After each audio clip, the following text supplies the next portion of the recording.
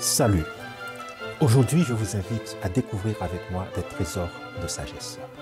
Dans toutes les classes terminales des écoles secondaires, on enseigne la philosophie. L'amour de la sagesse, c'est ainsi qu'on définit la philosophie. Philosophie vient du grec philosophia, composé de philéine, aimer, et sophia, sagesse ou savoir. Selon le dictionnaire Larousse, la philosophie est l'ensemble de conceptions portant sur les principes des êtres et des choses, sur le rôle de l'homme dans l'univers, sur Dieu, sur l'histoire, de façon générale, sur tous les grands problèmes de la métaphysique. Et encore, c'est la manière de voir, de comprendre, d'interpréter le monde, les choses de la vie qui guident le comportement. Généralement, la philosophie se divise en trois grands domaines, et chacun d'eux est, à leur tour, subdivisé en plusieurs autres branches. D'abord, nous avons l'axiologie. L'axiologie, c'est la science des valeurs morales, du bien ou de l'éthique, comment bien vivre. L'épistémologie, qui est la connaissance et le savoir de tout ce qui est vrai. Et troisièmement, la métaphysique, qui porte des réalités physiques aux réalités de l'au-delà. La philosophie occidentale apparaît en Grèce au IVe et Ve siècle avant Jésus-Christ. Bien qu'il y ait eu des penseurs dits présocratiques qui ont posé les bases de la philosophie grecque, on date généralement le début de la philosophie dite classique, d'abord avec Socrate, puis son disciple Platon, et ensuite Aristote, qui avait leurs écoles de pensée à Athènes. Aristote était le précepteur d'un petit Alexandre, fils du roi Philippe II de Macédoine. Après l'assassinat de ce dernier en 336 avant Jésus-Christ, le jeune Alexandre, âgé seulement de 20 ans, assuma le trône comme Alexandre III et parta à la conquête du monde. Plus connu sous le nom d'Alexandre le Grand, sa conquête était à la fois militaire et culturelle, car partout où il passa, il emporta avec lui la culture grecque. De là, l'hellénisation des peuples conquis. Différents courants d'idées philosophiques ont par la suite été développés par les épicuriens, les stoïciens et les sceptiques. Et au 1er siècle de notre ère, même après la conquête de la Grèce par les Romains, la philosophie grecque perdurait encore. Dans Actes chapitre 17, Paul se trouvant à Athènes, il s'entretenait donc dans la synagogue avec les Juifs et les hommes craignant Dieu, et sur la place publique chaque jour avec ceux qu'il rencontrait. Quelques philosophes épicuriens et stoïciens se mirent à parler avec lui. Mais saviez-vous que plus de 500 ans avant les philosophes athéniens fondèrent leurs écoles, il y eut quelqu'un qui avait une grande admiration pour la sagesse et a écrit des ouvrages qu'on pourrait qualifier de traités philosophiques? Acquiert la sagesse, nous dit-il, acquiert l'intelligence. Et encore, comment et combien acquérir la sagesse vaut mieux que l'or? Combien acquérir l'intelligence est préférable à l'argent? Proverbe 16, verset 16. La Bible nous parle de Salomon en ces termes. Dieu donna à Salomon de la sagesse, une très grande intelligence et des connaissances multipliées, comme le sable qui est au bord de la mer. La sagesse de Salomon surpassait la sagesse de tous les fils de l'Orient et de toute la sagesse des Égyptiens. Et sa renommée était répandue parmi toutes les nations d'alentour. 1 Roi 4, verset 29 à 31. C'est Dieu qui donna donc la sagesse à Salomon. Et c'est lui la vraie source de la sagesse. Dans Job 12, verset 13, nous lisons « En Dieu réside la sagesse et la puissance, le conseil et l'intelligence lui appartiennent. » Salomon nous enseigne que le commencement de la sagesse, c'est la crainte de l'Éternel. Et la science des saints, c'est l'intelligence. Proverbe 9, verset 10. Mais malgré tout cela, Salomon n'était pas l'homme idéal. Car même avec sa grande sagesse, il a commis des erreurs.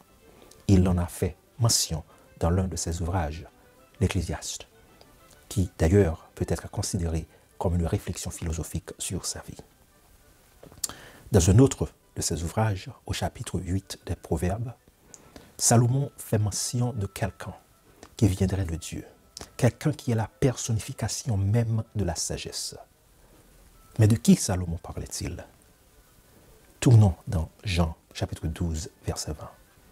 Quelques Grecs, du nombre de ceux qui étaient montés pour adorer pendant la fête, s'adressèrent à Philippe de Bethsaïda, en Galilée, et lui dirent avec instance, « Seigneur, nous voudrions voir Jésus. » On se demande, mais pourquoi ces Grecs, qui ont dans leur patrimoine culturel les grands ténors de la philosophie classique, Socrate, Platon, Aristote et j'en passe, étaient-ils attirés par la religion hébraïque et ont voulu voir Jésus avec instance?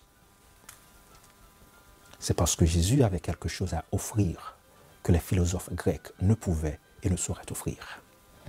La philosophie se base sur la rationalité et le raisonnement humain pour essayer de bien comprendre les choses et formuler une manière de mieux vivre. Mais Jésus est la raison même de toutes choses. C'est de lui, par lui et pour lui que sont toutes choses. Romains 11, verset 35. Il est le logos, le verbe, la parole de Jean 1er, verset 1er. Au commencement était la parole, le verbe, le logos. Et ce logos était avec Dieu, et ce logos était Dieu. Logos, ce terme veut dire beaucoup plus qu'une simple parole. C'est plutôt l'idée de raisonnement exprimé par la parole. Logos veut dire raisonnement, d'où vient le mot dérivé logique, qui a rapport avec la raison. Jamais homme n'a parlé comme cet homme, ont rapporté les officiers à leur chef en parlant de Jésus. L'image la plus connue, c'est bien peut-être la plus connue en philosophie, c'est l'allégorie de la caverne présentée par Platon. Les hommes seraient comme enchaînés dans une caverne et n'ont jamais pu voir la lumière du soleil et ne connaissent que la faible lumière qui leur parvient. Ils ne savent rien en réalité, même pas eux-mêmes, que les ombres qui leur sont projetées sur les murs de la caverne par un feu allumé derrière eux. Mais s'ils sont tous enchaînés, comment peut-on imaginer que l'un d'entre eux parviendrait à en sortir, même par la force? Il faut quelqu'un de l'extérieur pour apporter la lumière à tous et les libérer. Dans la Bible, Jésus se présente à maintes reprises comme la lumière du monde. Je suis la lumière du monde, dit-il, qui vient sur terre pour éclairer tous les hommes.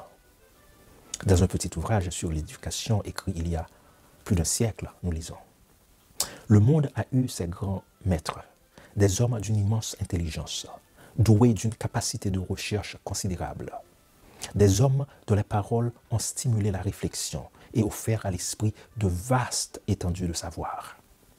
Ces hommes ont été salués comme des guides et des bienfaiteurs de l'humanité. Mais il est un être qui leur est supérieur. Aussi loin que remonte la mémoire humaine, nous pouvons constater l'influence des maîtres à penser des hommes. Mais avant eux était la lumière. De même que la lune réfléchit la lumière du soleil, ainsi les grands penseurs de ce monde, pour autant que leur enseignement soit droit, réfléchissent les rayons du soleil de justice. La moindre lueur de pensée, le moindre éclair d'intelligence trouvent leur source dans la lumière du monde. Fin de citation. Les philosophies sont souvent comparées à des hommes au pied d'une montagne, et chacun essaie de parvenir au sommet par leur propre chemin. Mais celui qui est au sommet de la montagne descendit, présente un chemin tout tracé et répond aux grandes questions philosophiques. Qui est Dieu? Qui est l'homme? D'où venons-nous? Où allons-nous? Pourquoi tant de souffrances? Etc. Dans l'une de ces fameuses déclarations, Jésus a dit: « Je suis le chemin, la vérité et la vie. Nul ne vient au Père que par moi. » Jean 14, verset 6.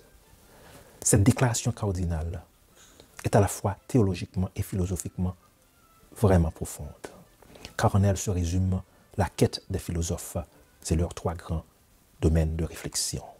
Jésus est le chemin, il est le mode de vie à suivre, c'est l'éthique, l'axiologie de la philosophie.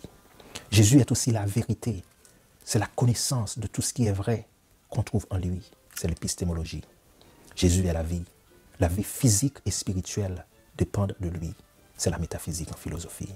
Car en lui, nous dit la Bible, ont été créées toutes les choses qui sont dans les cieux et sur la terre, les visibles et les invisibles, trône, dignité, domination, autorité. Tout a été créé par lui et pour lui. Colossiens 1, verset 16.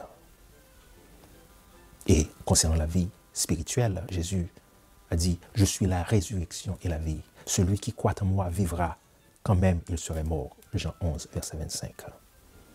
En répondant aux Grecs, Jésus fit allusion à sa mort et à sa résurrection comme seul moyen de libérer l'humanité de leur prison spirituelle.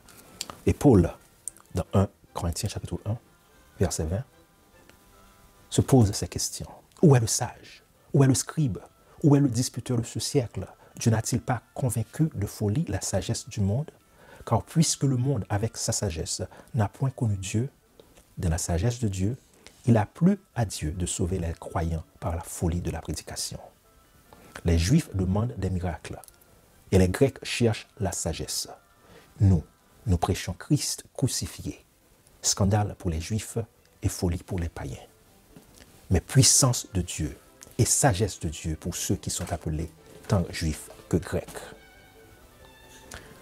J'aimerais vous laisser avec cette exhortation biblique que l'on trouve dans le livre des Colossiens. Prenez garde que personne ne fasse de vous sa proie avec sa philosophie et par une vaine tromperie, s'appuyant sur la tradition des hommes, sur les rudiments du monde et non sur Christ. Colossiens 2, verset 8. Je veux que vous soyez enrichis d'une pleine intelligence pour connaître le mystère de Dieu, savoir Christ, mystère dans lequel sont cachés tous les trésors de la sagesse et de la science. Colossiens 2, versets 2 et 3. Et c'est ce mystère que je vous invite à scruter avec moi, semaine après semaine, pour y découvrir, avec l'aide de Dieu et de sa parole, des trésors de sagesse. Au plaisir de vous revoir bientôt.